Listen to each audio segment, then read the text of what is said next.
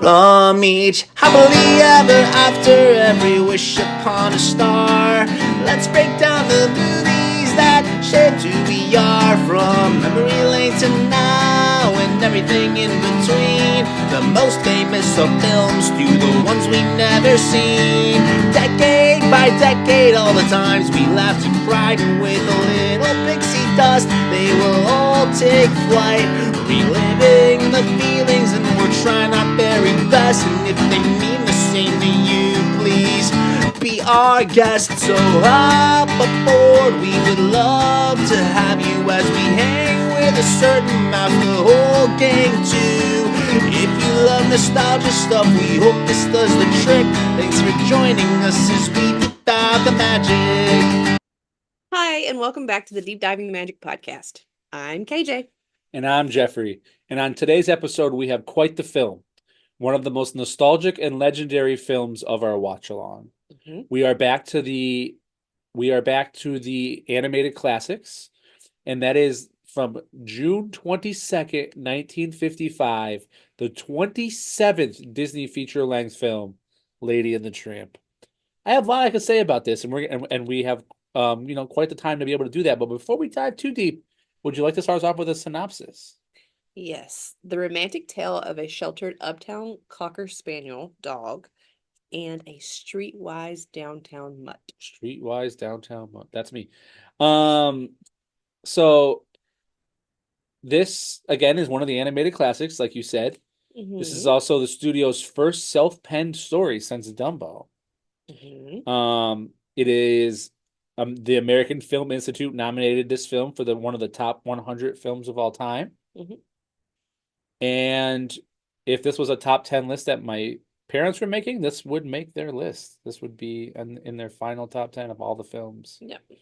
Do you have any opening remarks about it? So I have some little trivia bits if you want to know some trivia please. bits. So at the time of its release, this was the highest grossing Disney cartoon since Snow White and the Seven Dwarfs, which was in 1937. Yeah. Yep. Walt Disney originally didn't want to include the Bella Notte spaghetti scene. This cover would look way different. Yeah, which is now it's one of the most iconic moments in a whole Disney canon, but I mean it's pretty cool. And then I don't know if you've noticed, but if you haven't, go back and watch it again and take notice of how to maintain a dog's perspective, Darling and Jim Deere's faces are rarely seen. Correct. And everything is kind of like through like a dog's eyes. Mm-hmm. So, yeah, so basically all the photos and everything that you see are at lower angles just to stimulate like you're a dog. A pup, yeah. So, yep. Cinematic scope was also used. Yep. Yep. It actually presented some new problems for the animators. The wider canvas made space more difficult for a single character to dominate the screen. The groups had to spread out to keep the screen from appearing too sparse. Interesting. Which I guess like before they were using more like live action with that, and then I guess when they switched over to doing animation with it, it was a different problem. Yep. And then also in the film, Tramp never calls Lady by her actual name. Instead, he calls her by two of her nicknames, Pigeon or Pidge for short, and Kid. Yep. I did notice that. Oh, and then my favorite little tidbit. Are you ready for this?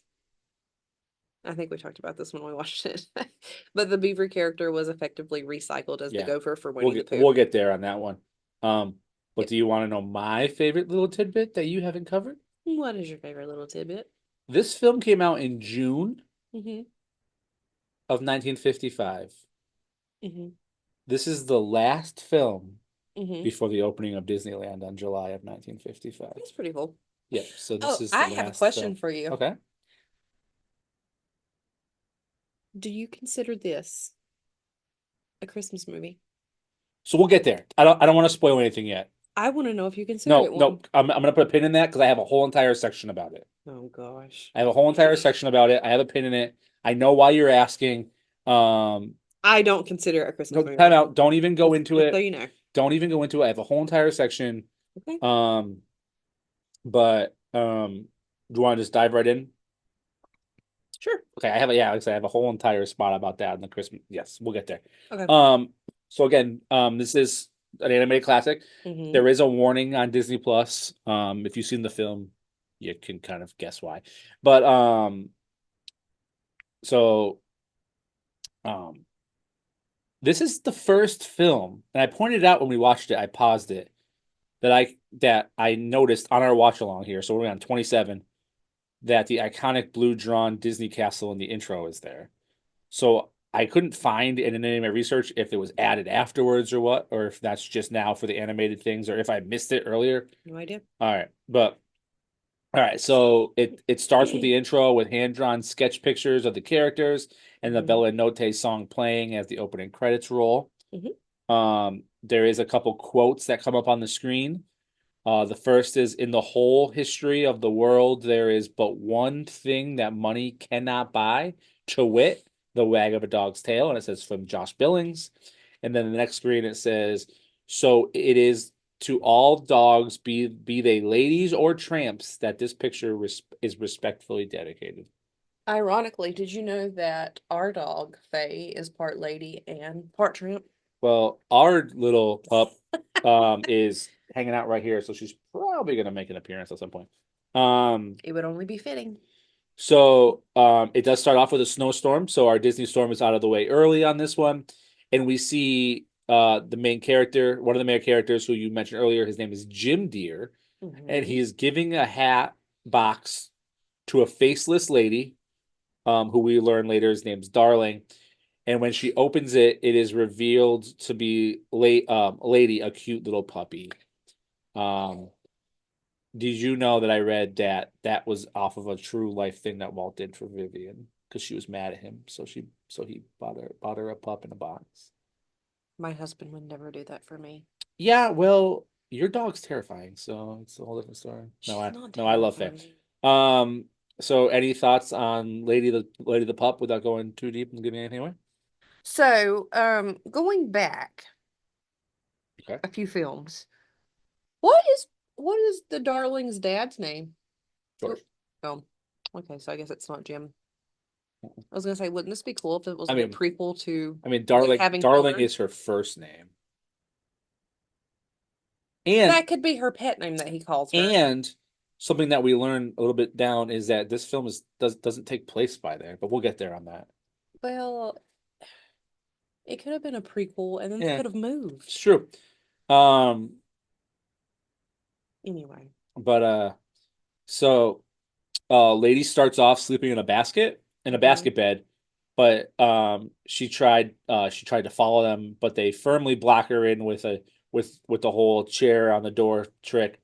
But a couple of very relatable wines later, she escapes the chair block door and survives the staircase. She survives the scary snore noises and is allowed to sleep in the bed just for tonight. But how did that work out? It didn't. It didn't work out. Not just for tonight. It was just for every night. The next scene, lady has But grown. look at that face. Could you That's could you right. tell her no? I mean, no comment. She's So adorable. the next scene, lady has grown some. Yep. She is like the size that she's going to be throughout the film. Mm-hmm. She runs outside to chase the birds and bury a random bone, and she saves the family from a rat that's running through the yard, and she tears up the newspaper. And She does not tear up the newspaper. She brings it in. with And she with a big censors the hole. bad Yeah, part. with a big hole in the middle. So they don't ever have to see the bad part. The news in general. Exactly. So they give her a collar because she is 6 months old now and needs a license. Mm-hmm. So that's how old she is in the age up.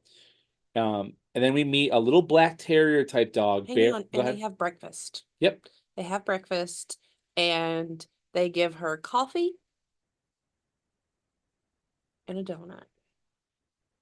I mean, to be fair, I know you're not feeding our pup coffee, but you're feeding our pup everything else. Lacey might watch this. So don't feed her things she's not supposed to have that aren't Like safe. like coffee. Yeah, like she can't have coffee. She does sniff my coffee, but she's not allowed to have coffee. Yeah. She has a little bit of I, everything I I have. I don't even mess with your coffee, but so then we meet a little a black terrier type dog who's bearing bones with a Scottish accent, whose name is Jock. Yeah. Um,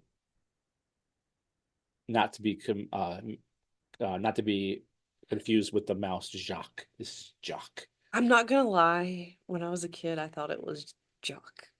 It's Jock, like he's a sports guy. Yeah. Well, when I was a kid, I thought he was fancy because of his accent, and obviously, as a kid, I didn't grasp that that was not a French accent and that was a Scottish accent, and that Jacques was a Well, we'll get there French name. But I thought it on was his Jacques, yeah. but it is Jacques. We'll get there later. More about that. The two dogs they venture next door to show Lady's new collar to an older, larger, sleepy pup named Trusty, who has lost his sense of smell. I think he's like a bloodhound. Yeah, I was gonna say thoughts on these couple pups. They are like pretty much two of my favorite Disney dogs. Mhm. They are like the most loyal and awesome Disney dogs. Yeah, they definitely are.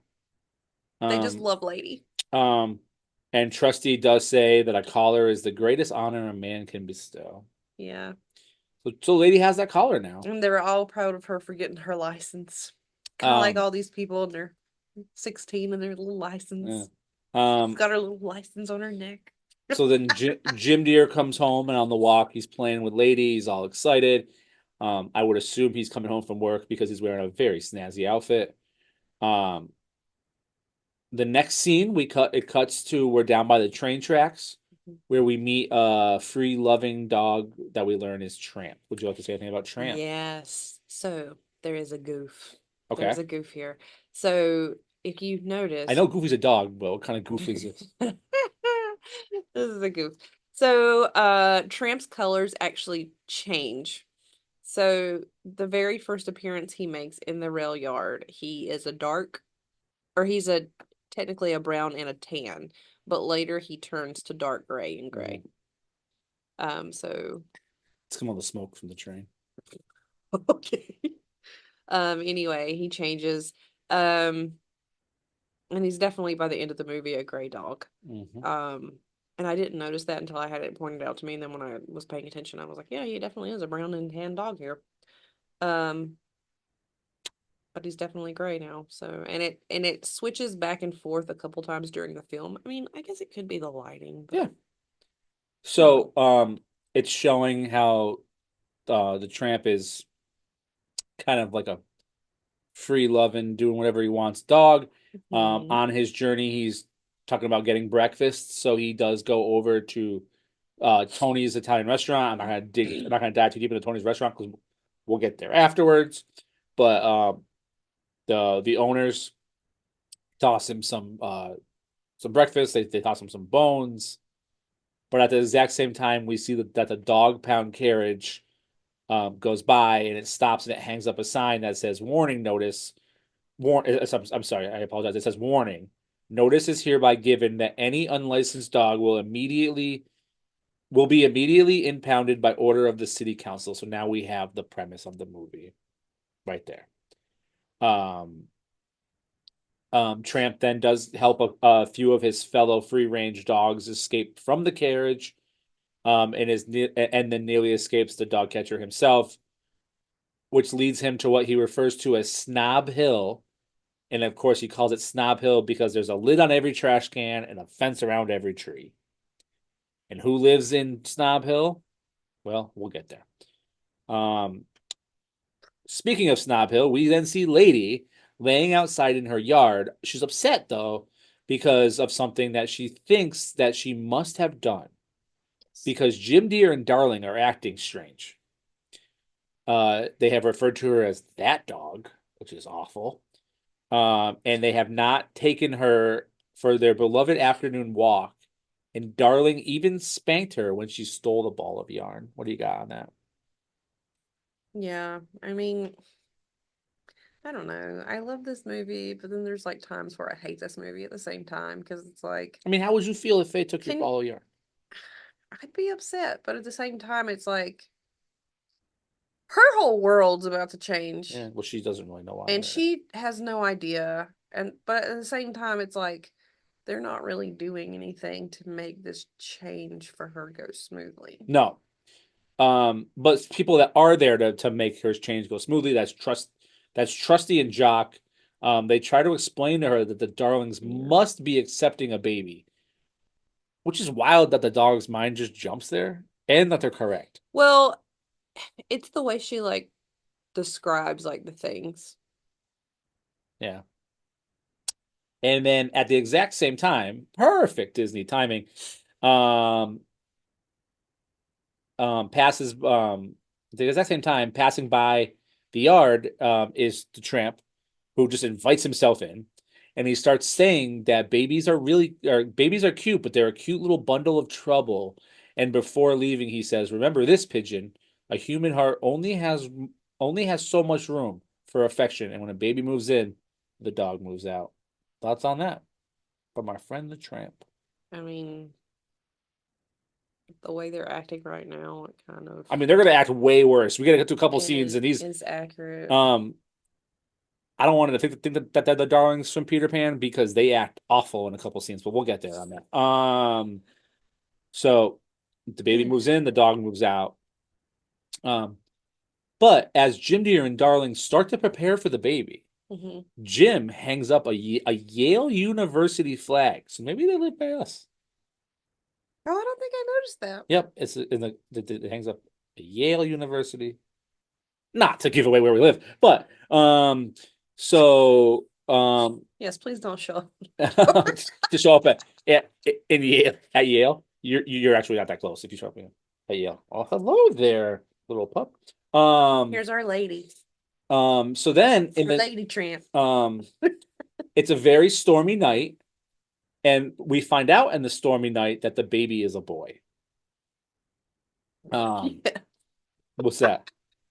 It's just the funniest thing. Like I guess it's like a first time father thing. He's like a nervous wreck, sure. And then I'm pretty sure he was on the phone with Aunt Sarah, and no, the doctor was delivering the baby and was walking out of the house.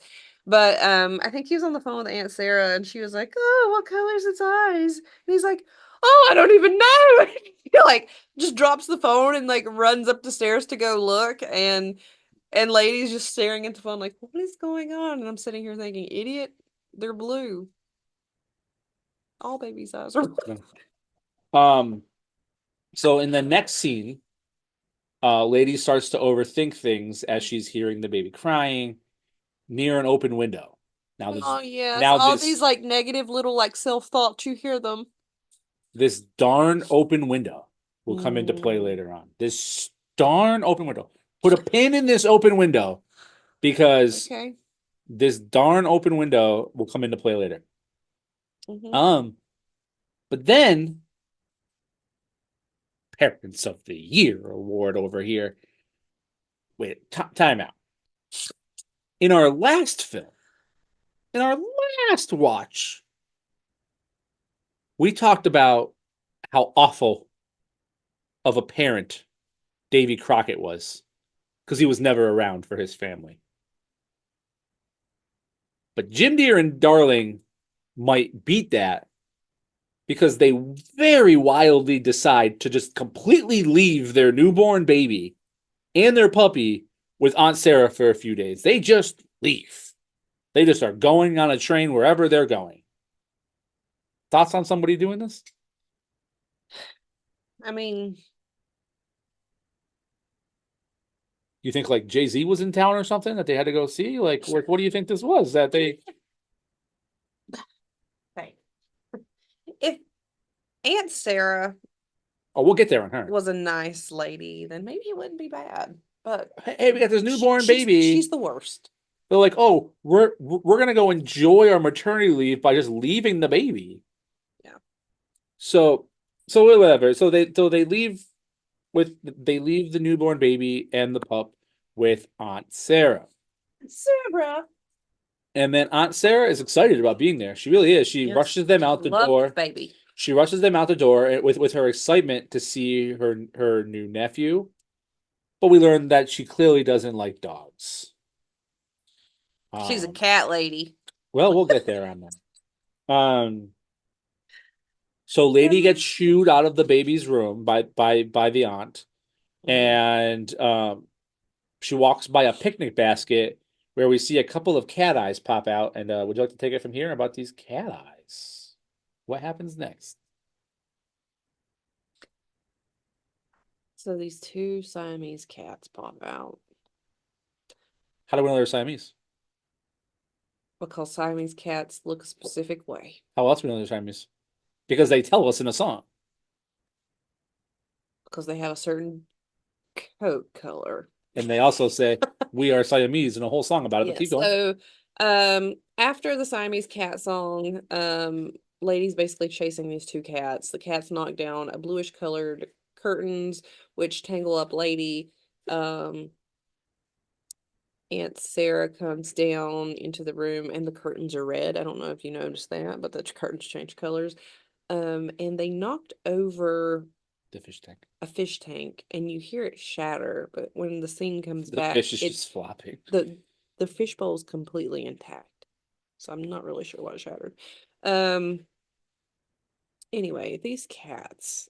I specifically remember watching this as a child and being so anxious about these cats and thinking, no, cats, stop. And the dog's trying her best to like keep her owner's house intact. And these cats are like just wreaking havoc, just like cats do. It's like, oh, that's there, I'm gonna push it off. I mean, you also love your cat. So. I love my cat, but he knows better. But I was just like, and then like the funny thing was, it was like super nostalgic to watch it again as an adult, but I had the exact same feelings of like anxiety, like, oh God, this nah, just stop. Yeah. Like, did you have those feelings when you watched it again? Yeah, I mean, clearly Or even the first time? they're villainous. You know what I mean? Yeah, Like, I don't know. And then I did read that apparently the time frame that this, I mean, it's probably not really going to mean a lot to you guys unless you're like super cat fanatics. But I did think it was interesting because the way they drew the Siamese cats, they're right here on the cover. they look more like modernized Siamese cats, like what we see today.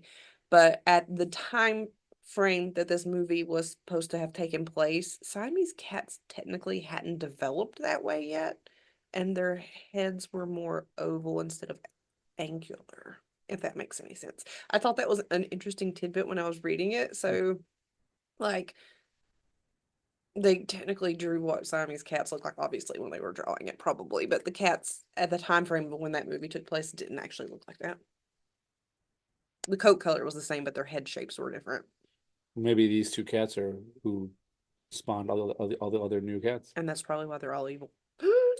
So like Spoiler. so like you said, these two Siamese cats, they perform a very culturally inappropriate song Yeah. about what they are, about them being Siamese, and they run all over the house, knocking things over, breaking things, and to try to eat the fish from the bowl.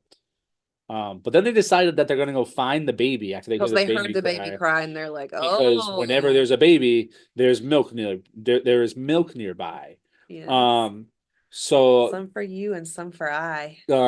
they fake being injured to blame the destruction on Lady, causing Sarah to put a muzzle on Lady, and they go down to the pet store to get a muzzle for Lady after all of this.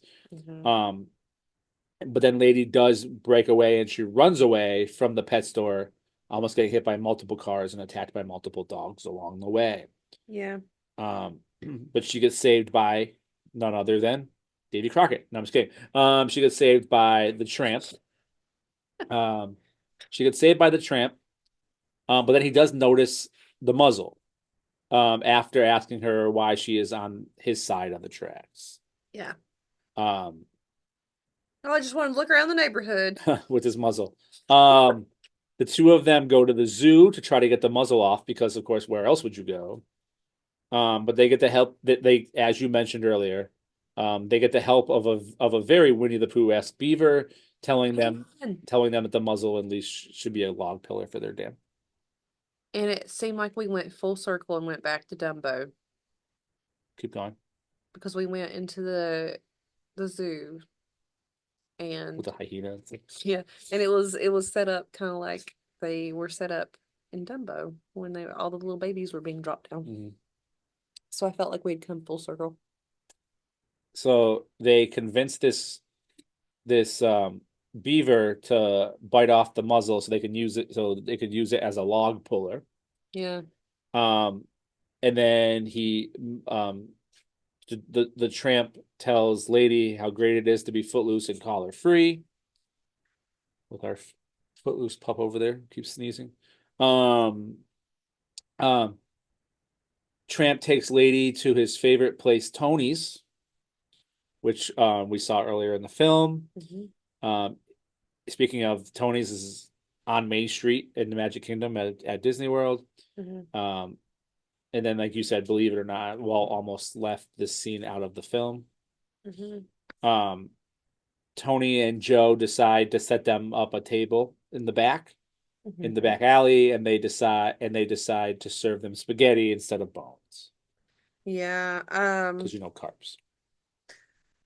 Yeah, and did you notice that one of the guys tells him, "Oh, this one's pretty. You should keep her around." I was reading like They try to crush them. yeah, I was reading a theory on Lady's not the first pup he's brought around Well, I for mean, dinner. they reference that later. I know, but So they that's our dog. yeah. What are we barking at up there? So they both start eating. The scene kind of speaks for itself. There's dog noises like you hear right now. There's an accordion. There's songs. There's spaghetti. There's meatballs. There's lips touching. There's blushing. There's starry nights. And then to think that scene was almost left out, but that is kind of iconic. It is right here on the cover. Yeah. We then see the initials and the footprints in the wet cement, like at the Magic Kingdom, which is great. You should always look underneath that. Look for that over You there. might have to look at the strollers, yeah. the stroller parking, because sometimes if you get there like early enough in the morning before strollers are there, you can have a clear view of it. But if you go like during the day, like there's a lot of strollers parked right there, so you might not see it.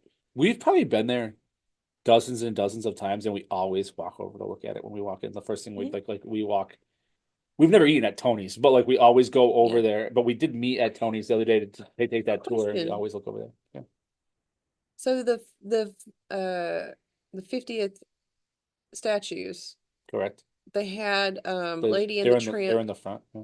They were in the front. Did they move them? No, they've always been right there. They're in the front. I know, but I don't On remember on seeing them the the last time we went. So I don't know if they like moved. I guess they're still no, in the they're same always spot. I in was the just wondering if they had in moved them to a in the different first area. hub by Roy and Minnie. Yeah. I didn't know if they moved them or not. Um. So the next thing you know, that they wake up in the morning, and Lady is nervous that she has been out all night, even though the tramp tells her to open her eyes to what being a dog really can be. But as wonderful as it sounds, she asks who will watch over the baby, and so the tramp decides to take her home. Yeah. Back up to Snob Hill. But Actually, he asked her to, he's like, "What do you see down there?" And she's like, "Houses with fences and yards." So on their way back, speaking of fences and yards, they decide to take a detour to go chase chickens and make some memories, which causes them to get shot at, and Lady runs right into the capturing arms of the dog catcher and straight to the pound. Which makes no sense because she had a collar and a license. But why did he take her?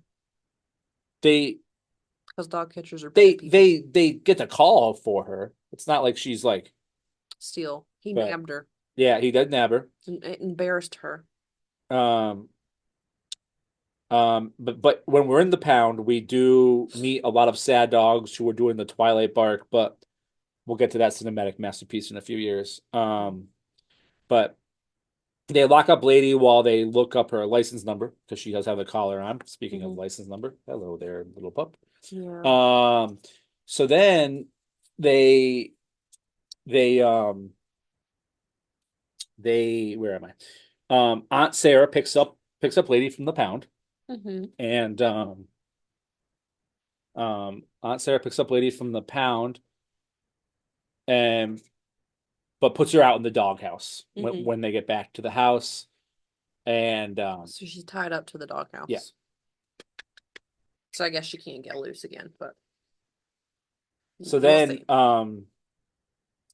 in a very strange scene, I don't think I understood this one, but Jack and Trusty go to visit a sad lady, and they randomly ask her to marry one of them because that's going to save her. Go ahead and talk about that. Because I think they were upset that she ended up with the muzzle. And then, like, her treatment, the way, like, her treatment's really going downhill. Like, her being chained up to the doghouse outside. Um, and just the way she's being treated. They want the best for her. And Jock even mentions, I know we're older, but we have families that will treat you nothing but the best. Like, Kind of like we treat Faye. yeah, you could be with one of us. Yeah, randomly, like, hey, come marry us. Yeah. Well, she's not having it. Well, then the tramp shows up, but he soon realizes that they're all upset with him and they're ignoring him and they keep calling him a mongrel and stuff like that. Yeah. This is where Lady's upset for multiple reasons because obviously he left her when she got trapped, but also when she was in the kennel in the pen, um, she noticed that there was a lot of ladies Yeah, they talked the about it. tramp Because has. the tramp always gets away. Yeah, He so never gets caught. they a lot of ladies in the tramp's life. Not the dog named Lady, but so but then you can tell that it's going to be a very stressful scene because in Disney fashion it starts to storm. Um, Coming up, Faye. Okay. So it starts to storm, and the tramp leaves, but then Lady notices a very large rat who makes its way um into scene, and it goes in the darn open window. If the window was closed, You know why? Because it's Aunt Sarah. It's all her fault. She left the window open. this darn open window that I mentioned earlier that this rat comes into, um, and That's not. lady notices that it ran into the window. So Tramp hears the commotion and it comes back. He comes back and he enters the house to try to catch the rat because Lady's still chained up. So Yep. Lady tells Tramp all about it. Mm-hmm. So tell me, where are the cats? In their basket? Being Siamese, if they please. Sure. Even if they don't please. They're Siamese if you don't please. So the Tramp and the rat fight. And then Lady breaks free. It's still storming outside. And the rat is about to jump in the baby's crib, but Lady jumps up to save the baby, but knocks over the crib and the baby's No. okay. Tramp. Oh, Tramp jumps over the baby's crib, knocks the crib over. Oh, okay. And is still fighting with the rat. I think he like chased it behind a curtain. Yeah. And Lady goes back to check on the baby. But it was the tramp that jumped over. Oh, okay. So she had pretty much got there just in time to see that happen, and then she went to check on the baby when he knocked it over, but it was him that knocked it over. Yep. So then the baby starts to cry, which causes Aunt Sarah to come in, and she's blaming the dogs. She locks Lady in the basement, and she calls the pound on the tramp. Yeah. At the same time, those two Parents of the Year award winnings, Jim Deere and Darlings, conveniently return home from their Jay-Z concert or whatever I said earlier, from their leave of their lovely newborn baby. Wrong time frame. Yeah. So Beethoven. Yeah. So they just happen to return, but they see the dog catcher out front, so they're trying to figure out what's going on. And they rush in, they let Lady out of the basement. But well, actually, Aunt Sarah is doing a terrible job of telling them all these lies, and then Jim, Jim Deere, is like, no, she's trying to tell us something because he listens to his dog. except for when he wouldn't take her for a walk. But in the meantime, the important scene here is that the dog catcher does capture Tramp. Yeah. And they've been looking for him for months. Mm-hmm. Jim lets Lady out of the basement, and she leads all of them to the rat, and the realization that the pups were just trying to save the baby from the rat and not trying to harm them. Yeah. Um, But Aunt ahead. Sarah feels like a terrible person, but she probably doesn't because she's such a terrible person. She doesn't care. I mean, at least she didn't. At least she watched the She should be in like Disney, like Phantasmic and stuff in the villain section. How come she never gets listed as a villain? the Sarah, Siamese cats. Maybe it's because we don't really ever see her face. Do we ever see her face? It's off my dog's point of view, so I know, but I don't know if you ever see her face. Maybe that's why you don't see her. She's a bad villain. So while this is all going on, Jock and Trusty. Mm-hmm. I wrote the wrong name down on my notes. I started calling him Lucky for some reason, but Jock and Trusty realize that Tramp isn't a bad dog, and you understand what's going on, and they start to run after the dog catcher to try to stop it, but they lose track of it. There's rain everywhere. There's water, but good old Trusty. Trusty's nose comes through, and they successfully stop the dog carriage by causing the horse to tip over. But it is then discovered that Trusty is very hurt, or even worse, because he got kind of caught in the trample. But he does become the hero because he used his sense of smell. Yeah, which is a big point because I don't know. Did we talk about how like he can't really smell anymore? Yeah, I talked about it earlier that he had lost his sense of smell, and he loves to talk. But like me.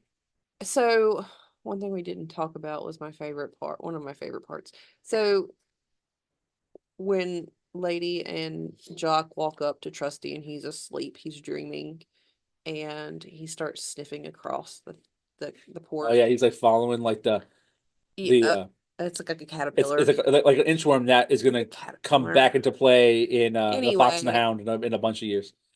Am I wrong? With a Disney owl. Shh, we're not there yet.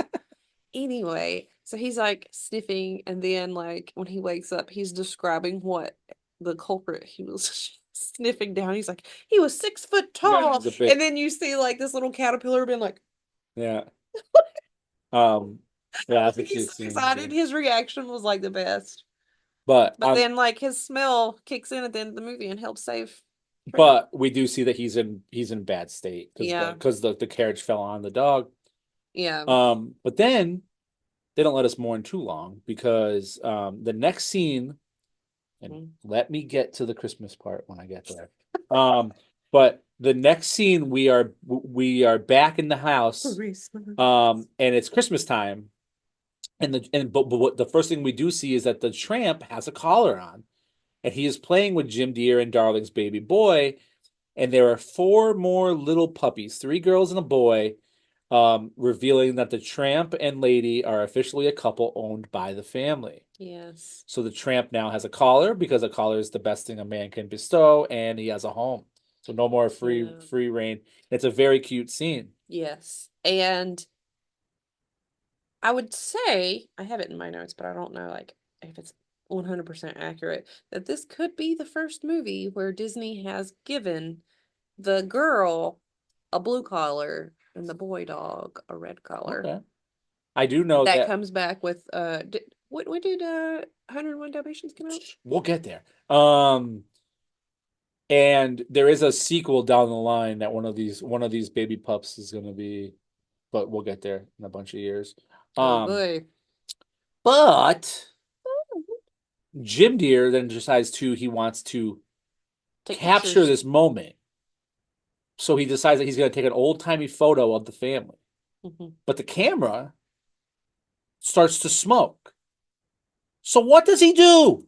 He opens the stupid window. Come on. You leave your family, you leave the darn window open, and all this stuff happens. And he takes a picture and he opens the window. But whatever, that's just... Well, you gotta let the smoke out. He's a good dad for that. Haven't your family learn anything about this window? Open the door. Oh, yeah. Because that's going to You can close the door. Whatever. You can close the door. But then, I think my segment cited my pup here, who's coming to join us Yeah. for the end. Anyway, so he does do the picture. You actually get to see the baby and what he looks like now, which is totally transformed because before he looked kind of creepy. And now he looks like baby Michael from Peter Pan. John's the best. Which we know that Michael is just adorable and the best of babies. Okay, so with his little cannonball and the thing. But then we see Jock show up in the Christmas sweater. He's coming to the house. Yeah. But right behind him, we see Trusty, who's wearing a cast. He has survived the accident. And then all of the puppy friends and their families, and their new families, they celebrate the holidays to the end. But here's what I was gonna say. Yep. A lot of Disney dog films are Christmas movies. So, 101 Dalmatians. I make her watch it every Christmas because it's a Christmas movie because it ends on Christmas. It is on our movie Christmas list. We'll have a special. Toy Story. Not to say any spoilers for a bunch of years from now. Toy Story ends on Christmas with Andy opening a puppy and the dog and the rest of the toys being nervous. And then this film. So maybe it's just all Christmassy.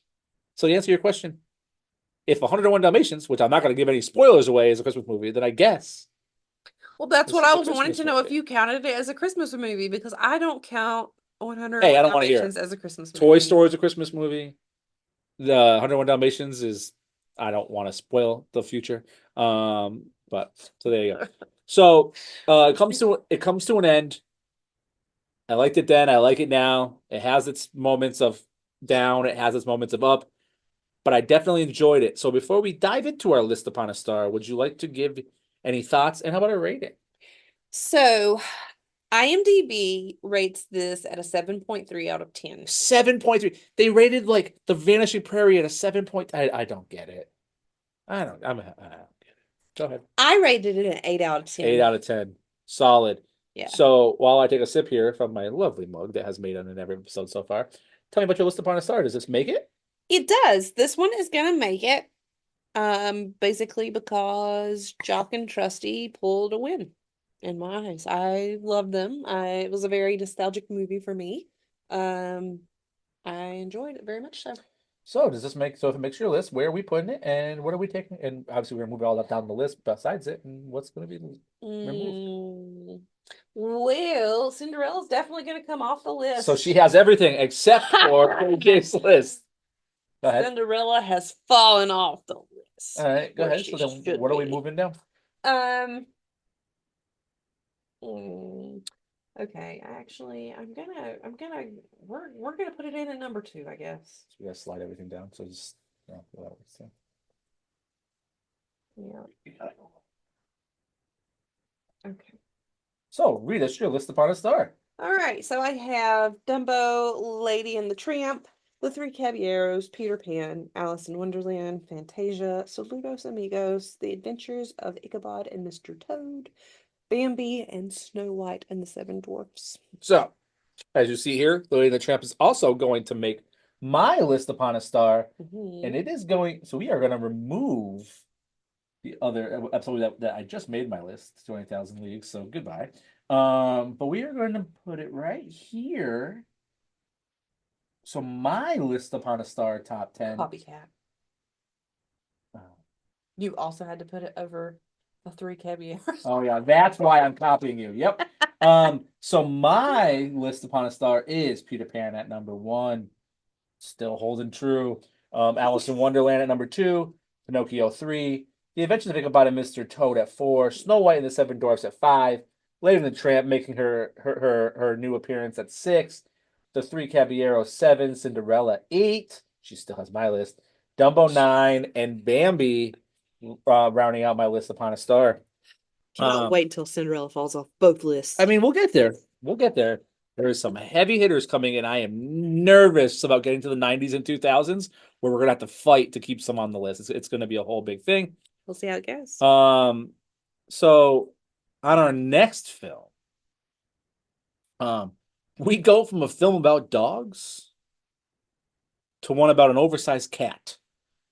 We are going back to another edition of the True Life Adventure films with the 28th feature-length film, and it is called The African Lion. Good. If you're having fun, we would love to hear from you. If you think I'm ridiculous for having open windows and throwing pens and blaming people for being the family of the year, I want to hear from you. Deep dive in the magic If you would pod like at to ram him, gmail.com. Ram, oh my god, that Ram in that other movie, I can't get over. We have an Instagram, Deep Dive in the Magic. We have a Spotify. You might be listening to it on this, the YouTube. You might be watching us, so you can see the list upon a star in real life. But again, we would love to hear from you. Thank you for spreading the word. Thank you for your positive reviews. Thank you for telling your friends. Again, we love Lady and the Tramp. You have anything to say on this before I wrap us up? no, it's a classic. It was a classic. Definitely watch it again if you watched it as a child. See how if you feel the same nostalgia that I felt. It's definitely worth a rewatch.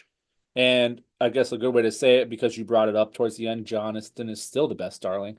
It's definitely Michael. But that's okay. So why don't you take us off? Thanks for deep diving the magic. Bye. Michael's still the best.